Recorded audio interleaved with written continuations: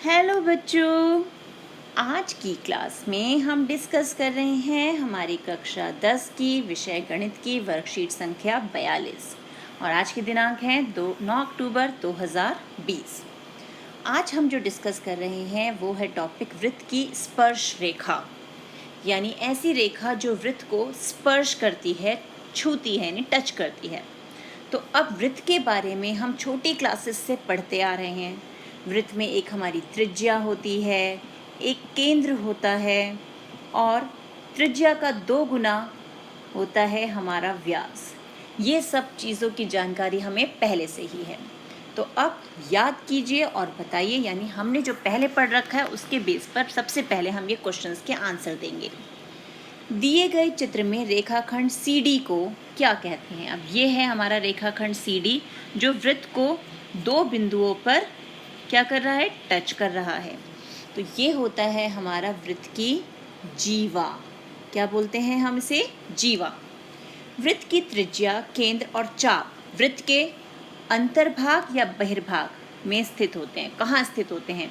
वृत्त का केंद्र, ये जो हमारी रेखा है, जो परिधि है, इसके अंदर जो भाग है ये अंतर्भाग होता है और जो बाहर का भाग है वो बहिर्भाग। तो अब ये केंद्र, त्रिज्या और चाप कौन से भाग में स्थित होते हैं? ये स्थित होते हैं हमारे अंतर्भाग में। इसका उत्तर हो गया अंतर्भाग। और वृत्त का व्यास, वृत्त की सबसे लंबी, अब जैसे ये जीवा है, अगर ये वृत्त के व्यास में से होकर गुजरे तो क्या होगा? ये वृत्त की सबसे लंबी जीवा होती है। तो वृत्त की सबसे लंबी जीवा हमें पता है कौन होता है? व्यास। अब देखते हैं हमारे विभिन्न केसेस की वृत्त में से गुजरने वाली रेखाएं या उसे छूने वाली रेखाएं किस किस प्रकार से हो सकती हैं। अब आकृति 1, ये हमारी आकृति 1 है। इसमें रेखाखंड वृत्त के केंद्र से होते हुए वृत्त को 2 बिंदुओं पर छूता है। तो ये रहा वृत्त का केंद्र O और ये रेखाखंड इसके केंद्र से होते हुए इसको 2 बिंदुओं पर, वृत्त के ऊपर स्थित 2 बिंदु जो हैं, ना वृत्त के अंदर हैं वो बिंदु, ना वृत्त के बाहर हैं, वो वृत्त की रेखा पर स्थित बिंदु हैं, उनको छूता है। यह रेखाखंड जो है बेटा, ये वृत्त का व्यास कहलाता है। अब देखते हैं अगली आकृति, आकृति 3, यानी ये आकृति जो है हमारी, इसमें रेखाखंड वृत्त के बाहर स्थित है तथा वृत्त को केवल एक बिंदु पर स्पर्श करता है। अब ये जो रेखाखंड AB है ये वृत्त के बाहर है और वृत्त को सिर्फ P बिंदु पर स्पर्श कर रहा है, उसे प्रतिच्छेद नहीं कर रहा, छू रहा है। स्पर्श यानी क्या होता है? टच करना, छूना ना। तो ये स्पर्श कर रहा है, इसलिए हम इसे क्या बोलते हैं? इसे हम बोलते हैं वृत्त की स्पर्श रेखा। देखो नाम से ही स्पष्ट है कि ये वृत्त को सिर्फ स्पर्श करेगा, दैट्स वाई इसका नाम स्पर्श रेखा है। और जिस बिंदु यानी P बिंदु पर ये वृत्त को छू रहा है, तो जिस बिंदु पर रेखा वृत्त को छूती है वह वृत्त का ये बिंदु क्या कहलाता है? स्पर्श बिंदु। तो ये हो गया हमारा स्पर्श बिंदु यानी P। अब आकृति 2 देखते हैं। आकृति 2 में रेखाखंड वृत्त के बाहर स्थित है तथा वृत्त को कहीं पर भी स्पर्श नहीं करता। अब ये रेखाखंड वृत्त के बाहर है, ना वृत्त को ये प्रतिच्छेद कर रहा है ना स्पर्श कर रहा है।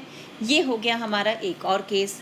और आकृति 4 में देखें तो यहाँ क्या हो रहा है? इस आकृति में रेखाखंड वृत्त को 2 बिंदुओं पर प्रतिच्छेद कर रहा है, यानी सिर्फ बिंदुओं पे, जो वृत्त के बिंदु हैं उन पर रुका नहीं, वो वृत्त से बाहर चला गया, यानी उसे प्रतिच्छेद कर रहा है पॉइंट E और पॉइंट D पर। तो क्योंकि ये वृत्त को छेद रहा है, 2 भागों पर, 2 बिंदुओं पर छेद रहा है, इसलिए हम इसे वृत्त की छेदक रेखा कहते हैं। क्या कहते हैं? वृत्त की छेदक रेखा। तो अब हम कह सकते हैं कि चित्र 3 में AB वृत्त की स्पर्श रेखा है तथा P स्पर्श बिंदु। ये हो गई स्पर्श रेखा और P हो गया स्पर्श बिंदु। तो वृत्त की जीवा वृत्त की छेदक रेखा से किस प्रकार भिन्न है? तो ये रहे हमारे सारे चित्रों द्वारा हम इसे स्पष्ट कर सकते हैं। ये वृत्त की जीवा है जो 2 बिंदुओं को, जो कि वृत्त पर स्थित बिंदु हैं, उन बिंदुओं को जोड़ रही है, मिला रही है, लेकिन वृत्त से बाहर नहीं जा रही। और छेदक रेखा वृत्त के, जो वृत्त की परिधि है उसे छेदते हुए वृत्त के बहिर्भाग तक जा रही है। तो ये है वृत्त की छेदक रेखा।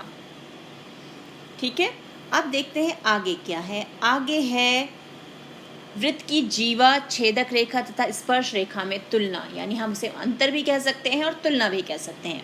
तो जीवा वृत्त के अंदर स्थित होती है, छेदक रेखा वृत्त को प्रतिच्छेद करती है और स्पर्श रेखा तो हमें पता है वृत्त को बाहर से स्पर्श करती है, यानी बाहर स्थित होती है। दूसरा पॉइंट है वृत्त को दो बिंदुओं पर छूती है जीवा। ये वृत्त को छेदक रेखा है तो दो बिंदुओं पर प्रतिच्छेद करती है, छेदती है, और स्पर्श रेखा सिर्फ वृत्त को एक ही बिंदु पर छूती है। जीवा केंद्र से होकर जा सकती है, तभी तो व्यास जो है वो हमारा वृत्त की सबसे बड़ी जीवा होता है। छेदक रेखा भी केंद्र से होकर जा सकती है और स्पर्श रेखा तो होती ही वृत्त के बाहर है, तो कभी भी केंद्र से होकर नहीं जाती। तो ये तो हमने अभी सीखा जीवा, छेदक रेखा और स्पर्श रेखा के बारे में। अब इन्हीं के आधार पर हम उत्तर देंगे। वृत्त तथा वृत्त की स्पर्श रेखा के उभयनिष्ठ बिंदु को, यानी ये रहा हमारा वृत्त और ये रहा वृत्त की स्पर्श रेखा, इनका कॉमन बिंदु यानी उभयनिष्ठ बिंदु ये है। इसको हम क्या कहते हैं जिस पर वो छूता है वृत्त को? स्पर्श बिंदु। क्या बोलते हैं? स्पर्श बिंदु। फिर है आप एक वृत्त की कितनी स्पर्श रेखाएं बना सकते हैं। अब जैसे इसी वृत्त में हमने एक स्पर्श रेखा यहाँ बना दी, एक हमारी यहाँ बन जाए, एक यहाँ बन जाए, एक यहाँ बन जाए, यहाँ, ऐसे हम कितनी स्पर्श रेखाएं बना सकते हैं? क्योंकि वृत्त के परिधि पर तो अनगिनत बिंदु स्थित हैं और हर बिंदु के लिए एक स्पर्श रेखा होती है, तो हम कितनी स्पर्श रेखाएं बना सकते हैं? अनगिनत या अपरिमित। तो हमारा उत्तर क्या हो गया? अनगिनत या अपरिमित स्पर्श रेखाएं। अब है तीसरा प्रश्न, एक चित्र द्वारा वृत्त की छेदक रेखा एवं स्पर्श रेखा में अंतर स्पष्ट कीजिए।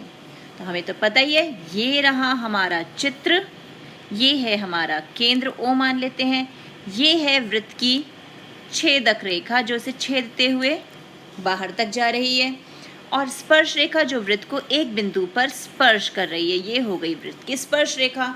तो हो गया अंतर स्पष्ट। सत्य तथा असत्य बताइए। वृत्त की छेदक रेखा एवं स्पर्श रेखा समानांतर हो सकती है।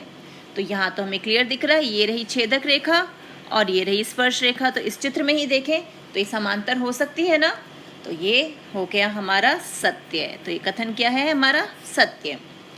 वृत्त की स्पर्श रेखा वृत्त को दो बिंदुओं पर स्पर्श करती है।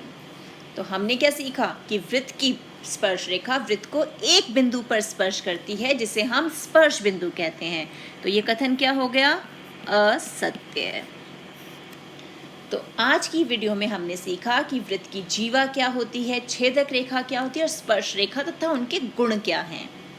तो मिलते हैं एक और वीडियो में, तब तक keep practising and enjoy maths.